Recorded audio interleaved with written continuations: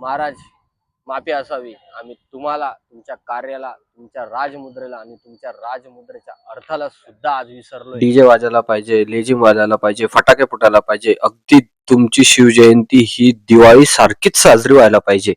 संत रामदास स्वामी जेव्हा तुमच्यावर लिहितात ना महाराज, तेव्हा ते म्हणतात की सकळ सुखांचा केला त्याग, म्हणून साधिले तो योग, राज्य साधनेची लगबग कैसी केली. तुम्ही हे राज्य साधण्यासाठी जी लगबग केली ना महाराज, ते आम्ही आज विसरलोय.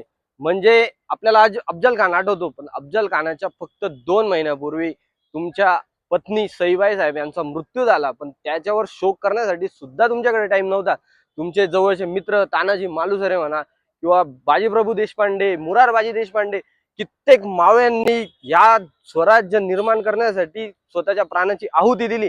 आम्ही आज साधा त्याग सुद्धा करू शकत नाही. तुमची शिवजयंती साजरी करायलाच पाहिजे महाराज. तुमचे आमच्यावर उपकार आहेत, पण आम्ही मावळे म्हणून काय विसरलो माहिती, आम्ही फक्त तुमच्या पायाची एक धूळ आहे हे आम्ही आज विसरलोय. तुमचा वापर करून सत्तेत आले. तसेच हे शिवजयंती मनवणारे लोक आहेत, या लोकांनी तुमच्या नावाने प्रसिद्धी कमवता येते असं वाटतं महाराज. या मंडळींनी ज्या लोक बॅनरांवर फोटो काढतात, मला एक प्रश्न यांच्याकडून फक्त एकच आहे महाराज, की तुमचं शिवचरित्र यांच्या घरात आहे का? 300-400 वर्षानंतरची जी शिवजयंती आपण मनवतोय त्या गोष्टीमध्ये फक्त शोकांतिका एकच आहे.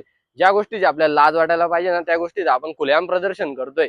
या शिवजयंतीला आपण एक निर्णय घेऊ की आपण 19 फेब्रुवारी पासून एक शिवचरित्र स्वतःच्या पैशांनी विकत घेऊ आणि ते शिवचरित्र आपण ह्या वर्षामध्ये, खरं तर ते फक्त 1 महिन्यातच आपण वाचायला पाहिजे, पण एका वर्षामध्ये आपण शिवचरित्र वाचू आणि छत्रपती शिवाजी महाराजांचे जे विचार आहे ते आपण पुढे नेऊ.